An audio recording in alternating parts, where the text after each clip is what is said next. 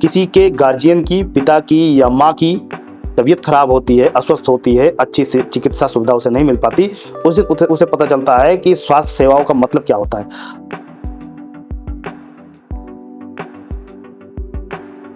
जैसे कि गृह मंत्री ने एक बार कहा था कि मैं 2048 तक कहीं नहीं जाने वाला हूँ, 30 साल में कहीं नहीं जाने वाला हूँ, उन्होंने बात कही। तो उनका टारगेट यही था। हमने क्या कहा अभी आपसे कि 27 के चुनाव आने दीजिए, भारतीय जनता पार्टी के नेता देखिएगा गांव से भगाए जाएंगे।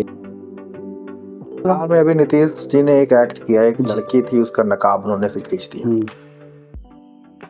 तो हमने अभी आपसे एक छोटा सा मुद्दा रखा लोकल स्तर पे। हमारे यहाँ सिंभावली सुगर चिलवरिया किसानों का हजारों करोड़ रुपया बकाया है, 1000 से ऊपर है, हजारों करोड़ रुपया बकाया है। मैं मोटा मोटा बोल रहा हूँ। अब ये बताइए आप कि सरकार के लोगों का मानना है कि मैं 500 रुपया महीना किसान सम्मान निधि दे रहा हूं किसानों को, ठीक। तो जब 500 रुपया महीना किसान सम्मान निधि देके वो किसानों का वोट पा रहे हैं, तो वो 1200 करोड़ रुपए किसानों का क्यों रिलीज कराएं? क्या जरूरत पड़ी है? कौन सा उनका नुकसान हो रहा है? कौन सा उनकी बेटी का ब्याह रुका है? कौन सा उनके बच्चों की पढ़ाई रुकी हुई है? रुकी तो गरीब आदमी की है ना, किसान की है ना, जिसके पास डीएपी डालने के पैसे नहीं है, खाद डालने के पैसे नहीं है, सिंचाई करने के पैसे नहीं है, गन्ना कटवाने के पैसे नहीं है। इनका ये तो जानते हैं ना कि हमें कोई जरूरत नहीं है, 1200 करोड़ रुपए बकाया है, उससे कह देंगे कि 500 करोड़ रुपए हमारे पार्टी के उसमें डोनेट कर दो, हमारे पास पैसा आ गया। कैसे इनका खजाना बढ़ता जा रहा है। लखनऊ मुख्यालय पे इनका लगभग 200 करोड़ रुपया, जो 400 करोड़ को सुनने में आया था, उसका ये कार्यालय बनाने जा रहे हैं। 200 करोड़ में कितने जीरो होते हैं? एक आम आदमी से कभी पूछ के देखिए। करोड़ रुपया हमने आपने नहीं देखा है, वो 200 करोड़ रुपए का कार्यालय बना रहे हैं। कहां से आ रहा है पैसा?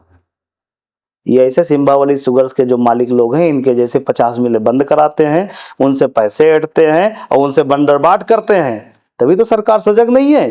सांसद, विधायक, एमएलसी, प्रमुख, जिला पंचायत अध्यक्ष, कौन नहीं इनका, सबके मुंह पे टेप लगा है। क्यों लगा है? किसी की बोलने की हमने बताया था, सीधा सा फंडा है। उनके दिमाग में ये गलतफहमी हो गई है कि हम अपने 500 रुपये किसान सम्मान निधि देके किसानों के वोट को खरीद रखा है, हमें उनके हक अधिकार के लिए लड़ने की जरूरत नहीं है। वो तो वैसे भारतीय जनता पार्टी को वोट दे रहा है, अगर नहीं दे रहा तो उनकी सरकार कैसे आ रही है? ये इन्होंने गलतफहमी फाड़ ली है। और इस गलतफहमी का जवाब बहराइच विधानसभा का किसान आप देखिएगा।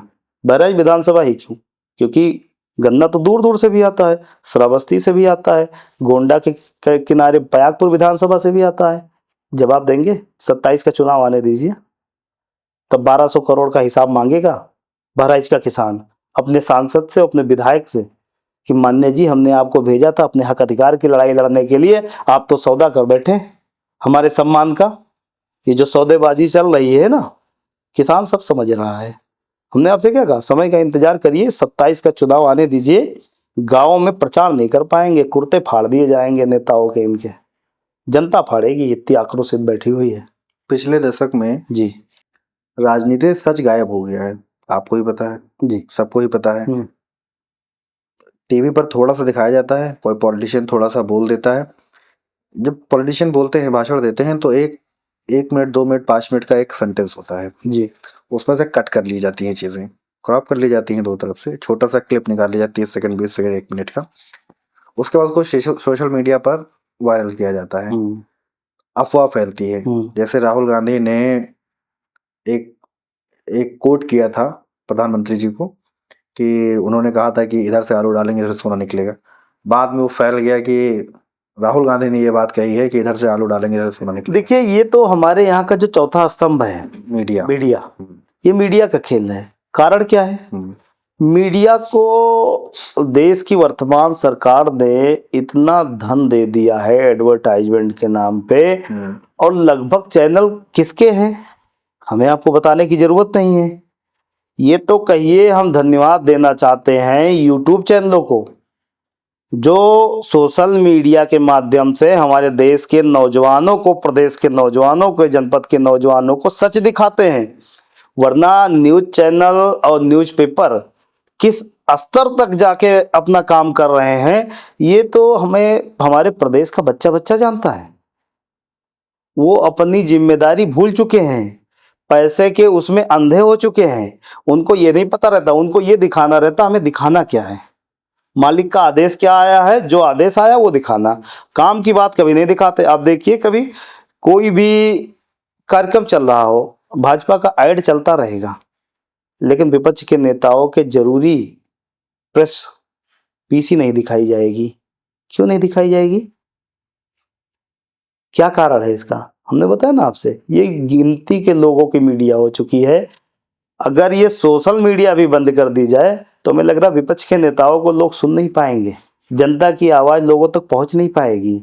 आप लोग बहुत बहादुरी का काम कर रहे हैं, जितने भी सोशल हैंडलर हैं, सोशल पेज हैं, आप यूट्यूबर्स हैं, इन सभी लोग धन्यवाद के पात्र हैं। ये एक बड़ी लड़ाई लड़ रहे हैं, सरकार से लड़ रहे हैं, वरना न्यूज चैनलों की क्या स्थिति है आप देखिए। तमाम ऐसे यूट्यूबर्स हैं हमारे जिनका व्यू कितना जाता है।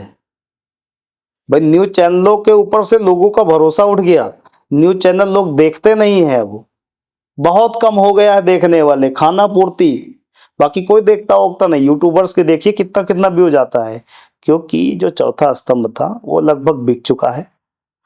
यूट्यूबर्स हैं जो चौथे स्तंभ को लगातार बचाए हुए हैं। नहीं तो विपक्ष की पार्टियां इनको बाइकआउट कर देना चाहिए ना, कि हम जाएंगे ही नहीं। नहीं देखिए, हम बाइकआउट किसको किसको करेंगे? सबको। ये चीजें पॉसिबल नहीं है, एक फिर वरना एक और निगेटिव माहौल बनाया जाएगा अगर एक कि आप अपनी चीजों को बचने के लिए ऐसा कर रहे हैं। देखिए जवाब तो हमें देना पड़ेगा, हम हो चाहे आप। हालांकि इधर 5-6 सालों से ये प्रथा ज्यादा चल गई है कि सरकार में बैठे लोगों से ज्यादा विपक्ष को जवाब देना पड़ रहा है।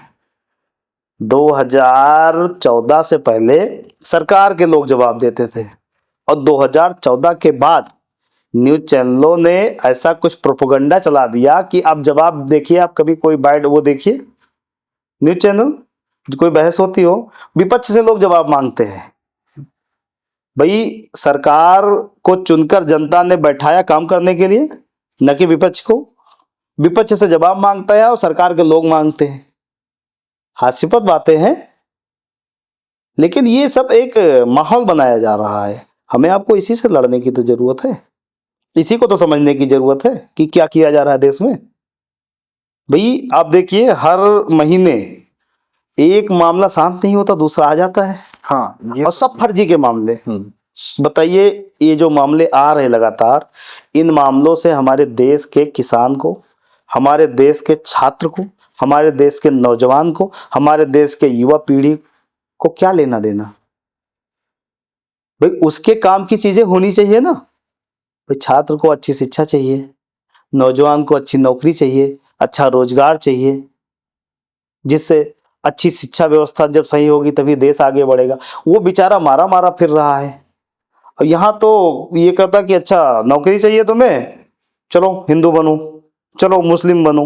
हिंदू मुस्लिम से क्या है?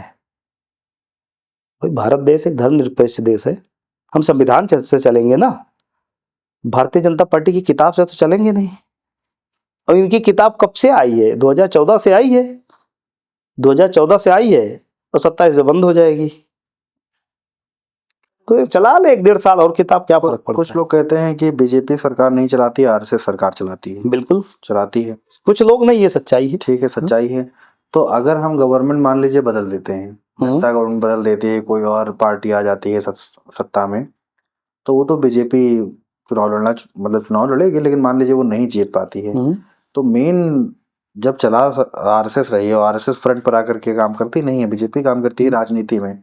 अदर जगह पर वो जो भी काम करती हो मुझे ज्यादा जानकारी नहीं है, बट राजनीति में आरएसएस खुद नहीं आती है सामने, बीजेपी आती है। आरएसएस का आदेश चलता है, हाँ, जो भी कह सकते हैं। हाँ, बीजेपी हार जाएगी, दूसरी पार्टी आ जाएंगी, चीजें नॉर्मल हो जाएंगी। नॉर्मल इन द सेंस कि अभी तक जो हुआ उस बारे में कोई बात नहीं होती, एक समाजवाद का राज होगा, जनता का राज होगा, जनता जो कहेगी वैसे। नहीं देखिए क्या है, ऐसा नहीं हो। कोई भी पार्टी की सरकार हो, हमने क्या कहा ना, किसी पार्टी की सरकार हो, जनता के हित में काम होना चाहिए। अच्छा एक बात आप बताइए, बहराइच शहर में आप डिघिया से जब आगे बढ़िए गोंडा रोड पे तो रेलवे क्रॉसिंग पड़ती है। ठीक, रेलवे क्रॉसिंग पे लगभग 1.5 साल 2 साल हो रहा है, अधूरा फ्लाईओवर पड़ा हुआ है। ठीक, हाँ। वहीं पे हमारे बहराइच के माननीय सांसद जी का भी आवास है, और थोड़ा सा पहले हमारे यहाँ जो सदस्य विधान परिषद हैं माननीय एमएलसी महोदया, उनका भी आवास है। ऐसा तो है नहीं कि ये लोग देख नहीं रहे, तो जनता जब इनके दरवाजे पे फ्लाईओवर अधूरा पड़ा है। अब ये बताइए, अभी अगर सरकार बदल जाए, ये फ्लाईओवर बन जाए, ठीक, तो क्या उस पे एक पार्टी के लोग जाएंगे? नहीं, वो आपके हर वर्ग के लोग जाएंगे ना, लेकिन शहर का व्यक्ति जाएगा ना, गांव से जो लोग आते जाते हैं उनका रास्ता आसान होगा, उनका सफर आसान होगा। ठीक बात। तो कुल मिला के मेरा कहने का सिर्फ इतना मतलब है कि सरकारें कोई भी हो, जनता के हित के लिए आई हैं, जनता के हित के लिए काम करें, और देश को और प्रदेश को, जैसे हम रूस और जापान से तुलना करते हैं ना, ऐसा तो है नहीं कि हम उनके बराबर जाके खड़े नहीं हो सकते, या हमारे त्याग तपस्या मेहनत में कोई कमी है। उनसे ज्यादा हमारे यहाँ लोग मेहनती हैं। हम तो खेतों से फसल कैसे उगा लेते हैं, जो एकदम बेकार जमीन होती है उसको भी कैसे उपजाऊ बना लेते हैं, हमसे ज्यादा ताकत थोड़े ना उनके पास है। लेकिन एक अच्छी सरकार चाहिए जो जनता के हित में सोचे, अच्छे नेता चाहिए जो जनता के साथ कंधे से कंधा मिला के चले, जनहित में कौन से कार्य है उसको वरीयता दे, न कि अपने लोगों, अपने सिस्टम को, अपने ठेकेदारों को, उनको बढ़ावे। नहीं तो बेसिक मुद्दों पर तो चुनाव होते ही नहीं है ना, तो फिर फ्लाईओवर चाहिए किसको? नहीं, बेसिक मुद्दों पे होना पड़ेगा, करना पड़ेगा। ये कौन सोचेगा? जनता सोचेगी ना। हाँ बिल्कुल। देखिए, चुनाव होता नहीं है, सुनिए, चुनाव का क्या है, वोट जो देता है वही महान है, वही निर्णायक है। निर्णायक जनता है, और लगभग 50,000 लोग रोज उस फ्लाईओवर से अप डाउन करते थे। अब वो बेचारे 2-2 घंटे लाइन में लगे रहते हैं, कोतवाली देहात से लेके गोंडा रोड तक पूरा जाम रहता है। तो ये चीजें तो उनको सोचनी है ना, डिसीजन मेकर जनता है ना। तो जब जनता जिस दिन समझ जाएगी कि ये जनप्रतिनिधि महोदय हमारे किसी काम के नहीं है, ये तो सिर्फ अपना सिस्टम सही करने के लिए आए हैं, तो उसको उठा के नीचे फेंक देगी, नकार देगी। और उसे जो लगेगा कि हाँ भाई ये हमारे हित में काम करेंगे, उनको आगे ले आएगी। अब मैंने जैसे कि पहले भी कहा था, मैं फिर वही बात बोल रहा हूँ कि मुझे राजनीति की उतनी समझ नहीं है, लेकिन थोड़ा बहुत मैं जो जानता हूँ, जनता खुद से अवेयर नहीं होती है। जैसे जो मेन सोर्स ऑफ नॉलेज है आम पब्लिक का, जैसे मैं या मेरे जैसे और हजारों लोग जो हैं, उनका जो मेन सोर्स ऑफ नॉलेज है वो है मीडिया, और मीडिया हमें बताती नहीं है। अगर ऐसे ही नहीं होता तो ये देश हजारों साल मैं इसलिए बोल रहा हूँ क्योंकि अगर बहुत पीछे जाएंगे तो आप समझे क्योंकि मैं क्या कहना चाह रहा हूँ। हजारों सालों तक लोगों ने शासन किया, अलग अलग रूप। यहाँ की जो कुछ लोग कहते हैं ना मूल निवासी, वर्ण व्यवस्था वगैरह वगैरह, बहुत सारी चीजें हैं। वो सारी चीजें हैं जैसे पीडीए ही है मान लीजिए, इसमें कहा जाता है कि पीडीए का क्या मतलब है, थोड़ा सा बताइए आप मुझे, फिर मैं आगे चीजें बोल देता। पिछड़ा दलित अल्पसंख्यक। तो सवर्ण समाज कहाँ गया? सवर्ण समाज नहीं, देखिए हमने क्या कहा ना, हमने अभी आपको एक लाइन बोली कि जो पीड़ित है वो पीढ़ी है। नहीं तो बहुत सुनिए, सवर्ण समाज में मैंने आपसे कहा ना, मैंने वही मैं कह रहा हूँ कि जो पीड़ित है वो पीढ़ी है, वो किसी भी वर्ग से हो सकता है। जो पीड़ित है, जो परेशान है। अच्छा एक बात बताइए, आज बेरोजगारी पूरे प्रदेश में व्याप्त है, तो ऐसा तो है नहीं किसी पिछड़ा दलित अल्पसंख्यक में ही है, ये सामान्य वर्ग में नहीं है क्या? नहीं, बिल्कुल। सामान्य वर्ग के लोग गरीब नहीं है क्या? लेकिन सामान्य वर्ग के लोग चाय की ढपली नहीं लगाते क्या? सामान्य वर्ग के लोग ई रिक्शा नहीं चलाते क्या? आम समाज तक ये मैसेज नहीं जा रहा है, तभी तो नहीं जीत रही है। ऐसा नहीं है, देखिए ऐसा नहीं है, आम समाज जनता सब जानती है। अब बहुत बड़ा परिवर्तन हो चुका है। अगर हम आप ये सोच रहे हैं कि जनता नहीं जानती है, तो ये हमारी आपकी गलतफहमी है। जनता एक एक बात जानती है, जनता सारी चीजें जानती है। बस जनता इंतजार कर रही है उस परिवर्तन का, और समय आने दीजिए, परिवर्तन आपको दिखेगा। उत्तर प्रदेश में बड़ा परिवर्तन दिखेगा। ओवैसी साहब की पार्टी है एक AIMIM, वो अक्सर कहती है कि हम इंडिया से गठबंधन जो है उससे गठबंधन करना चाहते हैं, बट उनको नहीं लाया जाता। ये कहा जाता है कि वोट काट लेते हैं। तो एक बेसिक सा सवाल है जो दिमाग में अक्सर घूम जाता है कि अगर AIMIM मुसलमानों का वोट काट लेती है तो इस तरह से जो दलित पार्टी है जैसे कि आजाद देखिए, गठबंधन होना ना होना ये राष्ट्रीय नेतृत्व का मामला है। नेतृत्व की बात नहीं कर रहा हूँ मैं, बेसिक बात कर जी, रहा हूँ। आप तो अवेयर होंगे, मैं भी, सारे लोग अवेयर हैं इस बात से। ये एक अजीब सा क्वेश्चन है जो दिमाग में अक्सर घूमता है कि अगर एक पार्टी किसी का वोट काटती है तो दूसरी पार्टी भी तो किसी का वोट काट लेती होगी। जैसे कि मायावती जी की एक पार्टी है BSP, वो दलितों के लिए खास करके काम करती है।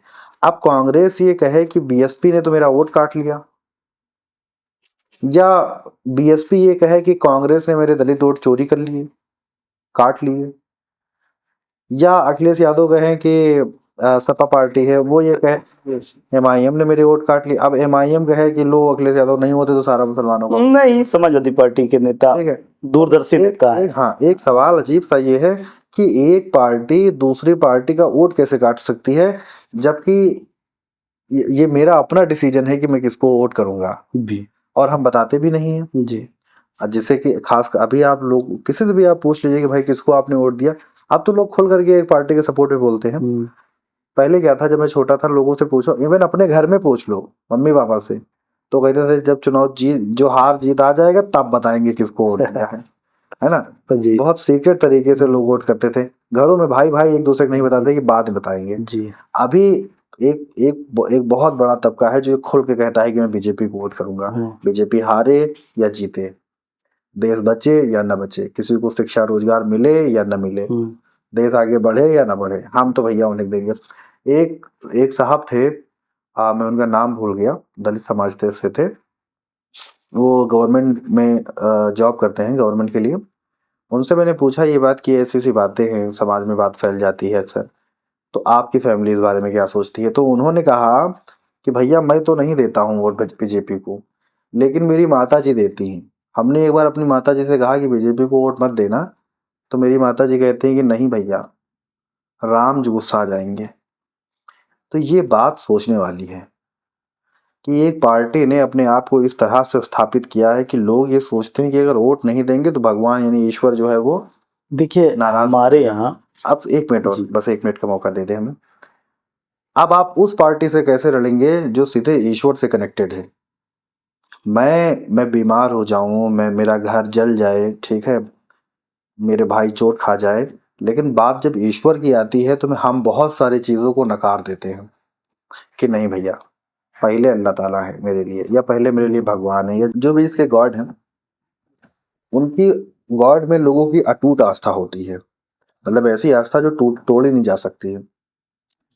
एक पार्टी ने समाज के अंदर इस तरह से अपने आप को स्थापित किया है कि लोग, अब वो चाहे वर्ण व्यवस्था के हिसाब से जो सबसे नीचे हैं वो हों या सबसे ऊपर हैं वो हों, लोगों के अंदर ऐसा है कि अगर हमने BJP को वोट नहीं किया तो भगवान नाराज हो जाएंगे। तो देखिए क्या है, अगर आपसे बताते हैं, किसी की सोच अगर इस तरह है तो आप उसे शिक्षा और रोजगार से लड़के नहीं जीत सकते हैं। मेरा पर्सनल ओपिनियन जो है, वैसे मुझे देना नहीं चाहिए लेकिन फिर भी मैं बोल रहा हूँ ये बात, जो राजनीति की थोड़ी सी समझ है, इस चीज को समझाने के लिए लोगों को इतिहास पढ़ाना पड़ेगा। जैसे मैं हूँ मुस्लिम, मुझे अगर मेरा इतिहास नहीं पता होगा तो मैं भविष्य की रचना नहीं कर पाऊंगा। मुझे ये पता होना चाहिए कि मैं कहाँ से आया हूँ और मैं कहाँ को जाऊंगा। जैसे कि मेरा घर मान लीजिए नानपारा में है, नानपारा से बहराइच तक का अगर रास्ता मुझे पता है तो फिर मैं जरवल का रास्ता तय कर लूंगा। अब ऐसा तो है नहीं कि इतना रास्ता स्किप हो गया और फिर मैं सोच रहा हूँ कि भाई मुझे कहाँ जाना है और क्यों जाना है। टारगेट का होना जरूरी है, अगर टारगेट नहीं है तो अचीवमेंट नहीं मिल सकती किसी भी तरीके से। तो एक पार्टी, मैंने जैसा कहा कि उसने एक इस तरह से स्थापित किया है कि लोगों ने उसको आस्था से जोड़ा है। अब अगर दूसरे लोग, दूसरी पार्टियां ये कहती हैं कि हम रोजगार तुम्हें देंगे, तो भैया मैं भूखा रह लूंगा, पहले मेरा ईश्वर। देखिए ऐसा नहीं है, हम आपको रोकना चाहेंगे एक मिनट, ऐसा नहीं है। हाँ, जिसे आप जो बातें कह रहे हैं ना, ये वो समय बीत चुका। एक जजमेंट आया अभी, आप अभी जैसे आपने कहा कि किसी ने कहा कि अगर मैं भाजपा को वोट नहीं दूंगा तो मेरा ईश्वर मुझसे नाराज हो जाएगा। ठीक, आप किसी नौजवान से पूछिए, वो इन बातों पे भरोसा नहीं करता, वो ईश्वर को भी पूछता है और जो उसको जो लगता है कि ये पार्टी हमारे हक अधिकार के लिए काम करेगी, देश को प्रदेश को आगे ले जाने के लिए काम करेगी, वो उसको वोट। मैं बेसिक चीज, अब मैं राजनीति में मुझे कभी विधायक ही नहीं लड़ना नहीं, होता है, कभी मैं- लड़ा हूं, जी, लेकिन जो मैंने देखा है, हम्म, अब नौजवानों की भी बात कर लेता हूँ। जी, मैं उन बच्चों से भी बात किया हूँ जो एजुकेशन ले रहे हैं या जिन्होंने अभी अभी अपना बिजनेस, अपना जॉब शुरू किया है, ठीक है। वो लोग कहते हैं कि हमको कोई सरकार तो खाना देने आएगी नहीं, अगर कांग्रेस जीत जाएगी तो कांग्रेस हमको नहीं देगी खाना, बीजेपी जीतेगी तो बीजेपी नहीं देगी, या कोई और पार्टी जीतती है तो वो हमें खाना तो हमें खुद ही कमाना है। ऐसा उनको थिंकिंग है, ऐसा उनकी सोच, दिमाग के अंदर ये बात है कि ये चीज हमें खुद करना है। और ये सच भी है। जैसे मेरा प्रोफेशन एडवोकेसी का है, मैं एक एडवोकेट हूँ, मैं हर रोज संघर्ष करता हूँ, इसलिए क्योंकि हम चाहते हैं कि हमारे पास केसेस आ जाएं ज्यादा से ज्यादा। अब इसमें मेरी कोई भी गवर्नमेंट मेरी हेल्प नहीं कर पाती है कि हमको केस वो भेज दे या मेरे लिए क्लाइंट्स भेजे। मैं खुद समाज में उतरता हूँ, मैं लोगों की काम करता हूँ, लोग अगर लगता है कि मैं उनका काम कर ले रहा हूँ तो उनके थ्रू एक दो लोग और आते हैं, गवर्नमेंट नहीं करती है। लेकिन चूंकि मेरी मेरी एजुकेशन थोड़ी अलग तरीके से हुई है, तो मैं ये समझता हूँ कि अपॉर्चुनिटी बहुत इंपॉर्टेंट है और गवर्नमेंट जो है वो अपॉर्चुनिटीज को क्रिएट करती है। जैसे एग्जाम्पल के लिए, अगर यहाँ पर एक चीनी मिल लगा दी जाए तो वो अपॉर्चुनिटी क्रिएट करती है कि जो गांव के या अगल बगल के जो लोग हैं वो अपनी छोटी जॉब उसके अंदर कर लेंगे। लेकिन जो पढ़ा लिखा तबका है ही नहीं, जो कभी स्कूल नहीं गया, या जिसने हायर एजुकेशन नहीं ली, इंटर तक पढ़ाई करी उसने या ग्रेजुएशन ऐसे किसी भी कॉलेज से कर लिया, एग्जाम दे दिया, पास हो गया या नहीं पास हुआ, उसके बाद एमए और ये सारी चीजें कर लिया उसने, उसको ये चीज पता ही नहीं है कि गवर्नमेंट जो है वो अपॉर्चुनिटी को क्रिएट करती है। हम बात करते हैं यहाँ की, हम बात यहाँ की नहीं करते हैं। जब हमें बेसिक चीज समझ आई, थोड़ा दूसरा एग्जांपल मैं दिए दे रहा हूँ। मुझको छोटा बड़ा आता नहीं है और मुझसे कोई कह दे कि तुम एक एक पोएट्री लिख दो या एक स्टोरी लिख दो अपनी मर्जी से, तो मैं नहीं लिख सकता हूँ। और लोग मुझसे ये कहते हैं कि मैं तुम्हें सिखाऊंगा कि पोएट्री कैसे लिखी जाती है, मैं तुम्हें सिखाऊंगा कि स्टोरी कैसे लिखी जाती है ना। तो लेकिन उनको ये बात करना चाहिए ना भाई कि पहले मैं तुमको छोटा बड़ा सिखाऊंगा, पहले वो सीखो, उसको जब लिखना सीख जाओगे तब मैं बताऊंगा कि स्टोरी कैसे लिखी जाती है। लेकिन उस बेस की बात नहीं होती है। अगर बेस की बात नहीं होगी तो एक गवर्नमेंट जो आस्था की बात करती है और दूसरी गवर्नमेंट स्टोरी की बात करती है, स्टोरी वाला कभी नहीं जीत सकता है। और इस चीज पर कोई भी पार्टी काम नहीं करती है। सारे लोग जितने भी अब बड़े पॉलिटिशियन है, छोटे पॉलिटिशियन है, जो गांव के हैं, शहर के हैं, या फिर जो स्टेट लेवल पे या कंट्री लेवल पर जो है, वो सारे यही बात करते हैं कि मैं तुम्हें 10,000 नौकरियां दे दूंगा। ठीक है, तो दूसरी पार्टी भी यही कहती है, तीसरी पार्टी भी यही कहती है। अब जैसे 2014 में गवर्नमेंट बदली, ठीक है, 2014 के में जो बच्चा 10 साल का था, आज वो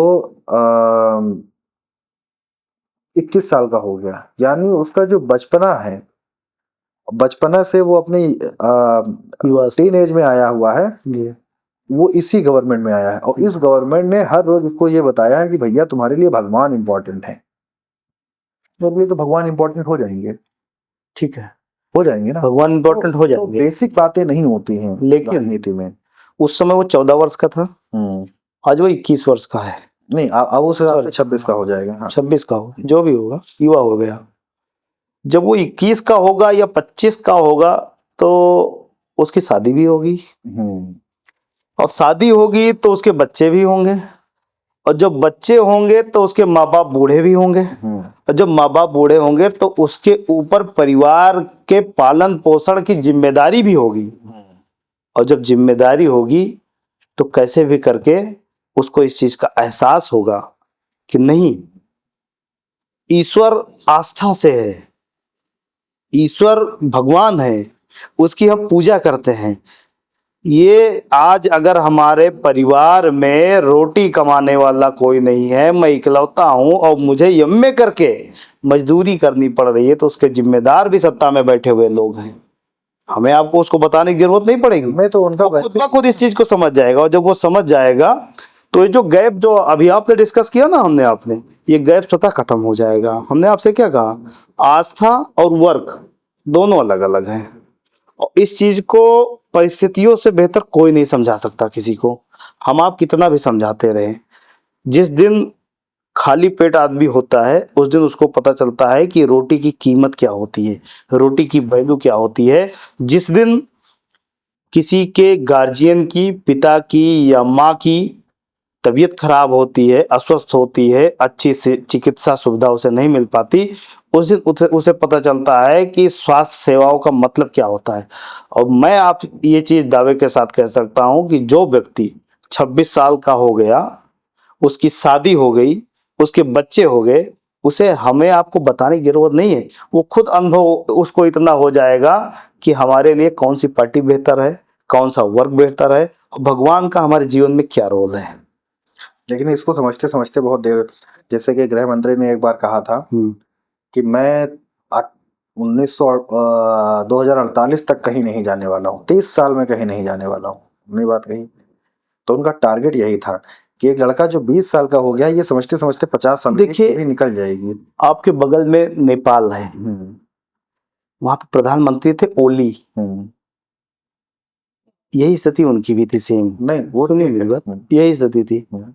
और फिर अभी सत्ता परिवर्तन हुआ, क्या स्थिति हुई, किस तरह देश छोड़ के भागे, किसी से छुपा हुआ नहीं है। मैंने आपसे फिर कह रहा हूं, मैं आपसे ये नहीं कि जनता से बढ़ के कुछ नहीं है। और भारत हो या भूटान या नेपाल, जब जनता को लगेगा कि हाँ ये गलत कर रहे हैं, ज्यादा कर रहे हैं, तो 24 घंटे बहुत होते हैं ऐसे परिवर्तन करने के लिए। नहीं, जिस तरह से नेपाल में लोग एग्रेसिव हो गए थे बच्चे, भारत में नहीं होने वाले। क्यों नहीं होंगे? हमने फिर वही बताया, यहाँ जैसे अगर इस स्तर पर सरकारें वर्क करेंगी, कौन है भारत का नौजवान, कौन है? हम ही आप है ना। भारत देश का भविष्य कौन है? हम ही आप है ना। किसके ऊपर देश की जिम्मेदारी? हमारे आपके ऊपर है ना। जब हमारे स्तर की व्यवस्थाएं, हमें जो चाहिए वो सुविधाएं सरकार नहीं देगी, तो हमें आपको सरकार से लड़ना पड़ेगा। और हमें आपको बताने की जरूरत नहीं है, किसी को ट्यूशन देने की जरूरत नहीं है। हमारे आपके अंदर वो विचार स्वतः आएंगे, वो आक्रोश स्वतः आएंगे। और सरकारें तो 2 मिनट में घुटने टेक देती हैं। जिस हमने क्या कहा अभी आपसे कि 27 के चुनाव आने दीजिए, भारतीय जनता पार्टी के नेता देखिएगा गांव से भगाए जाएंगे। वोट देना तो बहुत बड़ी बात। आपने ये कहा कि संघर्ष करना पड़ेगा, सड़क पर कब?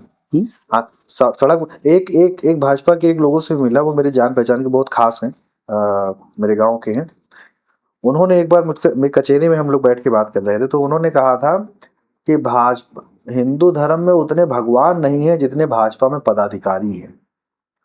इसका मतलब समझिए, उन्होंने तो ये कह दिया, इसका मतलब ये है कि वो घर घर काम कर रहे हैं, हर लेवल पर उन्होंने पदाधिकारी बना रखा है, जो घर तक जाते हैं, जो स्कूल तक जाते हैं, जो कोर्ट कचहरी में रहते हैं, जो और जगहों पर रहते हैं, बहुत सारी जगहें हैं, गांव में रहते हैं, वो बेसिक लेवल पर काम करते हैं। भाजपा सरकार में कुछ अच्छा हो या ना हो, लेकिन एक चीज मैंने नोटिस किया है कि एक आम लड़का विधायक जी के बगल में फोटो खिंचा लेता है, वो कोई भी पद ले लेता है और उसके बाद विधायक जी के बगल में खड़ा होता है और फोटो क्लिक कराता है और उसको सोशल मीडिया पे डालता है। इससे पहले विधायक नहीं होते थे, सेलिब्रिटी होते थे। जब तक विधायक नहीं है तब तक आम आदमी आपके साथ थाने जाते थे, आपके काम में हेल्प करते थे, लेकिन जैसे ही वो विधायक बनते थे वो सेलिब्रिटी हो जाते। शाहरुख खान कि भाई नहीं आप 5 साल बाद दूर से हाथ जोड़ेंगे नहीं। तो समाजवादी पार्टी, हाँ, बस 1 मिनट का और मौका देने हम। भाजपा जो है वो जमीन पर काम करती है, लोगों के बीच रह करती है, अच्छा हो या बुरा हो वो अलग मसला है, लेकिन वो काम जमीन पर करती है। और पार्टियां मेरी नजर में ऐसी नहीं है जो लोगों से जुड़ाव हो उनका, वो भी बेसिक लेवल पर। आप, मेरे घर से कोई नेता नहीं जुड़ा है, मतलब समझ लीजिए मैं एक किसान का बेटा हूँ और मेरे फादर किसी भी तरीके से राजनीति में उनका जुड़ाव नहीं है, तो मैं किसी नेता को नहीं जानता हूँ। मैं वीक समझ, भाजपा जमीन पे नहीं, भाजपा सिस्टम पे काम करती है, भाजपा अर्थ पे काम करती है, भाजपा व्यवस्थाओं पे काम करती है, भाजपा अपनी ताकत से काम करती है, वो सरकार को आगे करके, सरकार के लोगों को आगे करके। और अगर जमीन पे काम करती है तो जमीन पे काम करने वाला नौजवान हमारे क्षेत्र का लखनऊ में जूस क्यों बेच रहा है? हाँ, ये चीज तो समझने वाली है, क्यों बेचा। अब मैं आपको एग्जांपल सिर्फ कहने की बातें हैं। देखिए होता क्या है ना, जब किसी को सफलता मिलती जाती है तो वो अगर कोई तिनका भी उठा के बता देता कि ये हीरा है, तो सामने वाला कहता हाँ हाँ, क्योंकि भाई अब जैसे हमने कहा ना कि बादशाह कोई हो, राजा, और उसका समय अच्छा हो, तो वो तिनका को उठावे, कहते ये हीरे का तिनका है। हाँ, तो लोग तो हीरा पीछे से चार कहेंगे जी हुजूर हीरे का तिनका। हीरे का। यही स्थितियां चल रही हैं, अंधेर नगरी चौपट राज। एक मेरा दोस्त जी, उसने अपने किसी पुराने दोस्त से राजनीति के मसले पर कुछ उससे बहस हो गई होगी। अब बहस में आजकल जानते ही हैं आप कि तुरंत रिलीजन आ जाता है। उसको बुरी लग गई उसके दोस्त को, लेकिन ये भी वैसा ही था जो मेरे पास लड़का आया था, उसने बोलना नहीं छोड़ा। तो उसने जो उसका दूसरा दोस्त था जिससे उसने बहस कर ली, तो उसने कहा कि कहो तो तुम्हारी ये चैट मैं बीजेपी के ग्रुप में डाल दूं। उसने जैसे बोला, ये तो डर गया, भागता हुआ मेरे पास आया कि बाबूजी थोड़ा मसला हो गया। उन्हें क्या हो गया? उसने मुझे चैट दिखाई, बहुत सिंपल सी चैट थी, कोई ऐसा नहीं था कि बहुत हार्ड है या कुछ बदतमीजी किया उसने। लेकिन सवाल अब यहाँ पर ये देखिए कि एक लड़का कहीं ना कहीं से बीजेपी के ग्रुप से कनेक्टेड था। वो जानता था कि इसके खिलाफ अगर मैं बीजेपी के ग्रुप में डाल दूंगा तो एक्शन हो सकता है। अलग यही इसी जैसे थाने में इसी मानसिकता से तो हमें लड़ना है। तो ये मानसिकता जो पनप रही है, ये मानसिकता देश को कहाँ लेके जा रही है? बात मानसिकता की नहीं है, बात ताकत की है। एक लड़का ताकत महसूस कर रहा है किसी से जुड़ के, उसका कोई फायदा नहीं है। वो ताकत नहीं, इसको गलत मानसिकता कहेंगे। तो कैसे फिर हुआ भाई? जी, एक एक इतनी सारी पार्टियां समाज के अंदर हैं पहले से, तो कैसे हो गया उनके रहते हुए? क्या कैसे हो गया? ये मानसिकता हमने कहा ना, ये मानसिकता पनप रही है, इसी के खिलाफ तो हमारी लड़ाई है। ये जो कट्टरता है देश में, हमने अभी आपसे क्या कहा कि भारत देश संविधान से चलेगा, और भारत देश एक धर्मनिरपेक्ष देश है। इसे में आप किसी धर्म के प्रति कट्टर नहीं हो सकते। इंसानियत से बढ़ के कोई धर्म नहीं है। अच्छा, एक बात बताइए, कोई भाजपा का नेता हो या सपा का नेता, क्या जाति और धर्म को देख के कोई दोस्त बनाता है? हाँ, ठीक बात क्या है। जाति और धर्म देख के आपने, जब आप पढ़ते थे क्लासेस में 6, 7, 8, 9 कुछ भी आप ले लीजिए, तो क्या जाति धर्म देख के अगल बगल बैठते थे? क्या जाति धर्म देख कर क्रिकेट खेलते थे? आज भी नहीं खेलते थे ना। बिल्कुल। क्या जाति धर्म देख के आप किसी के शादी न्योता करते जाते हैं? नहीं जाते ना। फिर जब हम जाति धर्म देख के ये सब चीजें नहीं करते, जाति धर्म देख के किसी के सुख दुख में शामिल नहीं होते, जाति धर्म देख के हम किसी को अपना ब्लड डोनेट नहीं करते हैं, तो ये कौन लोग हैं जो जाति धर्म देख के ये चीजें कर रहे हैं, ये कट्टरता फैला रहे हैं? हमने अभी आपसे क्या कहा, हमें हमारी जो लड़ाई है इसी कट्टरता के खिलाफ है। क्योंकि ये जो कट्टरता पनप रही है ना नौजवानों में, उन्हें हमें बताने की जरूरत है, उन्हें हमें समझाना पड़ेगा। हमें उनको गांधी जी को पढ़ाना पड़ेगा, हमें उनको लोहिया जी को पढ़ाना पड़ेगा, हमें उनको ज्ञानेश्वर मिश्रा और जयप्रकाश नारायण के आंदोलन को बताना पड़ेगा। हमें उनको बताना पड़ेगा कि सुभाष चंद्र बोस और सरदार भगत सिंह के विचार क्या थे। नहीं तो और हमें उनको ये भी बताना पड़ेगा कि सरदार वल्लभ भाई पटेल जी ने आरएसएस पे बैन क्यों लगाया था। जब उन्हें इतिहास की जानकारी होगी। मीडिया आपका साथ नहीं देती है, कोई बात नहीं, तो कैसे? हमारा कार्यकर्ता बताएगा। कार्यकर्ता तो जुड़ा मुझसे, कोई सपा का कोई कार्यकर्ता मुझे नहीं जानता। समाजवादी पार्टी से बढ़कर किसी पार्टी के पास कार्यकर्ता नहीं है। तो मुझे हमने क्या कहा ना, फोकस बाजी दिख रही है भारतीय जनता पार्टी की, हमारे कार्यकर्ता गांव गांव है। हमने आपसे अभी कहा था ना कि समाजवादी पार्टी गरीब किसान नौजवान बेरोजगार की पार्टी है, और उन्हीं की पार्टी है, वही पार्टी के लिए काम कर रहे हैं। हमारे यहाँ कोई पेड वर्कर नहीं है। तो भारतीय जनता पार्टी में पेड वर्कर है। अभी आपने सोशल मीडिया और फोटोबाजी की बात की, उनके यहाँ एक एक ट्वीट पे पैसे मिलते हैं, उनके यहाँ एक एक पोस्ट पे पैसे मिलते हैं, और पैसे कितना कमा लेते होंगे, 4,000 5,000, क्योंकि लेकिन उनको इसलिए दिए जाते हैं क्योंकि उन्हें आभास नहीं होता कि हम बेरोजगार हैं। 4,000 5,000 पा रहे हैं, जिंदाबाद कर रहे हैं, उससे देश तो आगे नहीं बढ़ने वाला। में अभी नीतीश जी ने एक एक्ट किया, एक लड़की थी उसका नकाब उन्होंने से खींच दिया। इस बारे में क्या मामले हैं आपके? गलत है ये चीजें। मुख्यमंत्री के पद पर रहते इस तरह की अशोभनीय हरकत शोभा नहीं देती। बहुत सारे लोग किसी को भी करते हैं कि इसमें क्या है, ये तो बराबरी का अधिकार। हमने क्या कहा ना कि भांति भांति मानसिकता के लोग हैं। नहीं तो अब तमाम ऐसे लोग हैं जो सिर्फ इसलिए खुश रहते हैं कि दूसरों को तकलीफ कैसे दिया जाए। जिससे इस चीज को जब मैंने देखा, मैं अपनी पर्सनल चीज ये बता रहा हूँ, जब मैंने इस एक्ट को देखा तो ये एक्ट बिल्कुल वैसा ही था जैसे कभी इतिहास में दलित बच्चियों को, यानी उनको शूद्र बच्चियों को कपड़े पहनने का अधिकार नहीं था, यानी अपर पार्ट पर उन्हें कपड़ा पहनने का अधिकार नहीं था। अगर कोई पहनेगा तो उसको टैक्स पे करना पड़ेगा। तो जो लोग इस चीज को काउंटर करते हैं कि नहीं इसमें नीतीश जी ने क्या कर दिया, तो छोटे हमने क्या कहा, देश ये में भाई दो तरह की नहीं, तो इस ये साथ में क्यों नहीं बात होती है? साथ में ये जो बात है कि ठीक है मैंने कुछ गलत किया, हाँ ठीक है गलत किया, लेकिन ये एक सोच है, और ये सिर्फ आरएसएस की सोच नहीं है या बीजेपी की सोच नहीं है कि उन्होंने ऐसा कर दिया या उनकी पार्टी में ऐसा है। ये सालों साल सदियों तक चली है, हजारों सालों तक पीढ़ी दर पीढ़ी लोगों ने इस चीज को देखा है। अभी आपने कहा कि ये सोच सिर्फ आरएसएस की बीजेपी की नहीं है, ये सोच आरएसएस और बीजेपी के मानसिकता वाले प्रत्येक व्यक्ति की है।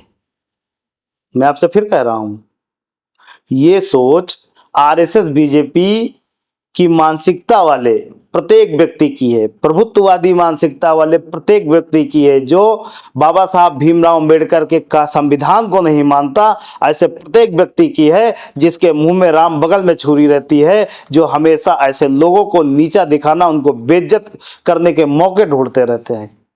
कोई बहन तो सबकी होती है ना, अपने परिवार में कोई खींच के दिखा दे तो हम भी मान लें, हम भी मान लेंगे कि कोई मतलब नहीं है। मैं ऐसे किसी भी कृत्य की घोर निंदा करता हूं, और खासकर कोई संवैधानिक पद पे बैठा हुआ व्यक्ति ऐसी करे। मैं माननीय नीतीश जी से यही कहना चाहूंगा आपके चैनल के माध्यम से कि उन्हें सामूहिक रूप से पूरे बिहार क्या पूरे देश की समस्त बहनों से, समस्त माताओं से, समस्त महिलाओं से माफी मांगनी चाहिए। सिर्फ माफी मांग लेने से काम चल जाएगा क्या? नहीं तो देखिए, आपको नहीं लगता एफआईआर होनी चाहिए? एफआईआर कौन करेगा? आप करिए, सुनिए, सपा करेगी। नहीं देखिए ऐसा नहीं है। बिहार में है, मुख्यमंत्री हैं, उनको अगर अपनी गलती का एहसास हो जाए, जहां तक हम लोग को तो पढ़ाया गया, अगर किसी को अपनी गलती का एहसास हो जाता, पता नहीं वो बेटी ही उन्हें माफ कर दे। हाँ वो माफ करना चाहिए, माफ कर दे, मुझे कोई तो प्रॉब्लम नहीं है। उससे उनको माफी मांगना चाहिए, ये मेरा सुझाव है। अभी मैंने न्यूज देखी उसके संबंध में, वो लड़की जॉब करती थी कहीं, उसने जॉब को ज्वाइन करने से मना कर दिया, उसने कहा कि मैं जॉब नहीं करूंगी, तो इसका मतलब उसने माफ नहीं किया जी। उसको। उस एक्ट ने मुख्यमंत्री जी के उस एक्ट ने उस लड़की को शर्मिंदा किया है जी। इस पर सपा क्या कर रहे? अब तक तो कुछ नहीं बोली सपा। नहीं देखिए क्या है, हमने कहा ना, हम ऐसे किसी भी कृत्य की घोर निंदा करते हैं। समाज में सबको सर उठा के, हमारे संविधान के तहत समाज में जो हमको अधिकार मिला है, उस अधिकार के तहत हम लोगों को बराबरी से जीने का अधिकार है। और कोई व्यक्ति, किसी की क्षमता नहीं, कोई भी व्यक्ति ऐसा कोई कृत्य करेगा, ये निंदनीय है, उसको सजा मिलनी चाहिए। वो मुख्यमंत्री हैं, मुख्यमंत्री के पद पर हैं, उनको माफी मांगनी चाहिए। और माफी, उनके अंदर जरा सा भी अगर शर्मिंदगी, हमदर्दी हो, इंसानियत हो, तो उनको उस बच्ची से माफी मांगनी चाहिए। हाँ। ये घोर कृत्य है, और ऐसे कृत्य की हमारे समाज में कोई स्थान नहीं है, मैं तो मानता हूँ। ये मेरे अपने विचार हैं। भाई किसी भी जाति से हो, किसी भी वर्ग से हो, किसी भी धर्म से हो, समाज और संविधान हम सबको बराबरी से जीने का अधिकार देता है, और हमारे इस अधिकार को कोई नहीं छीन सकता, चाहे वो मुख्यमंत्री हो, चाहे वो प्रधानमंत्री हो। और कोई मुख्यमंत्री या प्रधानमंत्री, कोई व्यक्ति आजीवन नहीं होता है, जनता चुनती है, हम ही आप उनको मुख्यमंत्री प्रधानमंत्री बनाते हैं। और ऐसे घिनौने कृत्य कोई मुख्यमंत्री प्रधानमंत्री करेगा तो फिर वो कब कहाँ पहुंच जाता है, इसकी परिकल्पना भी नहीं कर पाता है। समाज में ऐसे साइलेंट मैसेज क्या संदेश देते हैं, उनकी कितनी छवि खराब होती है, वो खुद ही सोच नहीं पाते हैं। ऐसे लोग खत्म हो जाते हैं। इसीलिए तो मैं कह रहा हूँ कि राजनीति का स्तर पूरी तरह बदल गया है, कह सकते हैं। अगर बदल गया है तो फिर हमें भी बदलना, हर क्षेत्र में, हर क्षेत्र में जी। तो राजनीति का स्तर अगर बदल गया है तो हमें उसी के अकॉर्डिंग अपने आप को बदलना होगा। राजनीति का स्तर बदल गया। मैं थोड़ा सा और जोड़ना चाहूंगा कि हमारे यहाँ अब यूथ राजनीति हावी हुई है, राजनीति का कल्चर चेंज हुआ है, और राजनीति में यूथ की भूमिका बढ़ी है। आप उठा के देख लीजिए आंकड़े, उत्तर प्रदेश में सबसे ज्यादा नौजवान मतदाता है। हाँ सही है। और जितनी बातें अभी हम लोगों ने की कि हमारा भगवान नाराज हो जाएगा वोट देने के लिए, या ये ईटीसी तमाम चीजें, नौजवान मतदाता बखूबी जानता है कि हमें किसे वोट करना है, किस मुद्दे पे वोट करना है, और उन सरकारों से हमें क्या हासिल करना है। वो लड़ाई लड़ना भी जानता है, अपने हक अधिकार छीनना भी जानता है। और जब नए लोग, नौजवान लोग चुनकर सदन जाएंगे तो सिंपल सी बातें हैं कि नौजवान, अब जैसे हम आप हैं, हम आप लोग जब सदन जाएंगे तो हमारी आपकी जो विचारधाराएं होंगी, जो सोच होंगी, पहले के जो लोग हैं उनसे काफ़ी भिन्न होंगी। और जब भिन्न होंगी तो नए प्रस्ताव होंगे, नौजवानों के हित में काम होंगे, समाज के हित में काम होंगे, देश में के हित में काम होंगे। क्योंकि हम नौजवान हैं, आप नौजवान हैं, हमारे आपके विचार मिलते हैं, हमें पता है कि काम कैसे करना है। भाई आप, परिवर्तन का युग आया है। पहले के लोग पेन से लिखते थे, अब के लोग कंप्यूटर पे लिखते हैं। पहले के लोग हाथ पेन डायरी में नोट करते थे, अब लोग रिमाइंडर डाल देते हैं मोबाइल में। तो ये परिवर्तन है। ये परिवर्तन सिर्फ निचले स्तर पर नहीं हुआ, ये परिवर्तन सदन तक होगा, सड़क से सदन तक। और जब सड़क से सदन तक होगा परिवर्तन, तो राजनीति की दिशा दशा दोनों बदलेगी।